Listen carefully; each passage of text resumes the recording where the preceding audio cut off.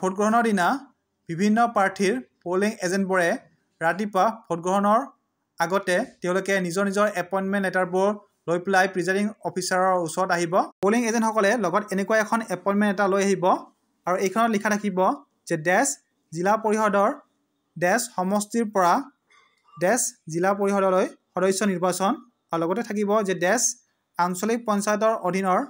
ডেছ গাঁও পঞ্চায়ত সমষ্টি এলেকাৰ পৰা আঞ্চলিক পঞ্চায়তৰ সদস্য নিৰ্বাচন, আৰু তাৰপিছত থাকিব ডেছ গাঁও পঞ্চায়তৰ অন্তৰ্গত ডেছ সমষ্টিৰ পৰা গাঁও পঞ্চায়তৰ সদস্য নিৰ্বাচন, আৰু তাৰপিছত থাকিব যে মই শ্ৰী আৰু শ্ৰীমতী ডেছ উপৰোক্ত নিৰ্বাচনৰ এগৰাকী মনোনীত প্ৰাৰ্থী আৰু মই শ্ৰী আৰু শ্ৰীমতী ডেছ উপৰোক্ত নিৰ্বাচনৰ এগৰাকী মনোনীত প্ৰাৰ্থী আৰু ইয়াৰ দ্বাৰা মই শ্ৰী আৰু শ্ৰীমতী ডেছ পিতা আৰু স্বামী ডেছ ঠিকনা ডেছ ইমানক নিৰ্বাচনত মোৰ নিৰ্বাচনী প্ৰতিনিধি অৰ্থাৎ ইলেকশ্যন এজেণ্ট হিচাপে নিয়োগ কৰিছোঁ। ইয়াৰ পিছত ইয়াতে স্থান থাকিব, তাৰিখ থাকিব, গতিকে যিটো চেণ্টাৰ আছে সেইটো থাকিব, লগতে ডেটটো থাকিব, ইলেকশ্যনৰ ডেট। তাৰপিছত প্ৰাৰ্থী বা নিৰ্বাচনী এজেণ্টৰ চহী থাকিব, আৰু তাৰপিছত তলত লিখা থাকিব যে মই পলিং এজেণ্ট হিচাপে কাম কৰিবলৈ সন্মত হৈছোঁ। তাৰপিছত ইয়াতে স্থান থাকিব, তাৰিখ থাকিব, আৰু তাৰপিছত ইয়াতে পলিং এজেণ্টৰ চহী থাকিব। আৰু তাৰ যিটো ছেকেণ্ড পৰ্চন থাকিব সেই পৰ্চনত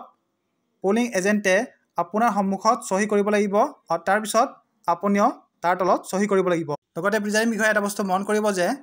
ইয়াত যিটো প্ৰাৰ্থী বা নিৰ্বাচন এজেণ্টৰ চহী থাকিব সেইটো চহী প্ৰকৃত চহী হয় নে নহয় সেইটো মিলাবৰ কাৰণে আপুনি এখন স্পেচিমেন কপিৰ সহায় ল'ব পাৰে, যিখন কপি আপোনাক যেতিয়া আপুনি মেটেৰিয়েল কালেক্ট কৰিছিলে তেতিয়া সেই মেটেৰিয়েলৰ লগত আপোনাক প্ৰভাইড কৰিছিলে, গতিকে তাৰ লগত আপুনি চাইনটো মিলাই চাব পাৰে যে সেইটো প্ৰকৃত চহী হয় নে নহয়। চ' ইয়াতে লিখা আছে যে পলিং এজেণ্টে প্ৰিজাইডিং বিষয়াৰ সন্মুখত চহী কৰিব। চ' ইয়াত লিখা আছে যে মই ইয়াৰ দ্বাৰা ঘোষণা কৰিলোঁ যে 1951 চনৰ জনপ্ৰতিনিধিত্ব আইনৰ 128 নং ধাৰাৰ ব্যৱস্থা অনুসৰি কোনো ধৰণৰ নিষিদ্ধ কাম নকৰোঁ। ইয়াতে স্থানটো তেওঁ লিখিব যিটো পলিং চেণ্টাৰ আছে, তাৰপিছত তাৰিখটো লিখিব, তাৰপিছত পলিং এজেণ্টে ইয়াতে চহী কৰিব, আৰু তাৰপিছত প্ৰিজাইডিং বিষয়াই ইয়াতে স্থানটো লিখিব আৰু তাৰিখ লিখিব, আৰু লগতে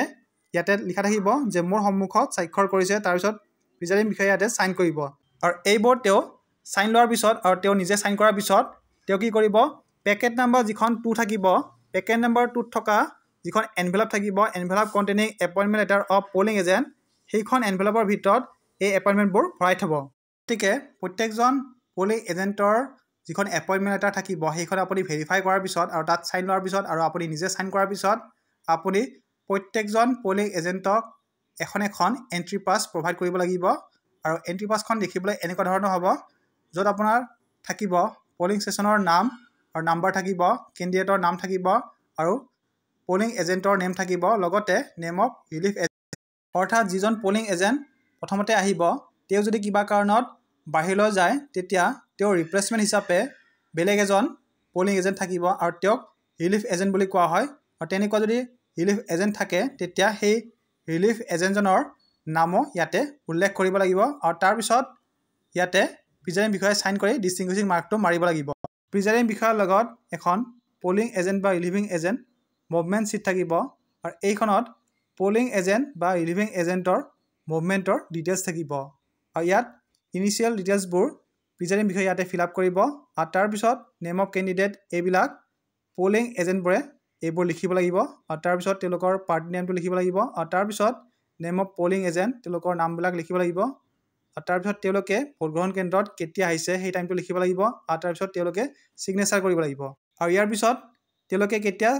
ভোটগ্ৰহণ কেন্দ্ৰৰ পৰা ওলাই গৈছে সেই টাইমটো লিখিব লাগিব, আৰু তেওঁলোকৰ ছিগনেচাৰ ল'ব লাগিব। আৰু ইয়াতে প্ৰিজাইডিং বিষয়াই চাইন কৰিব, আৰু ইয়াতে ডিষ্টিংগুইছিং মাৰ্কটো মাৰিব, আৰু ইয়াতে ডেটটো দিব, আৰু ইয়াতে প্লেচটো লিখিব।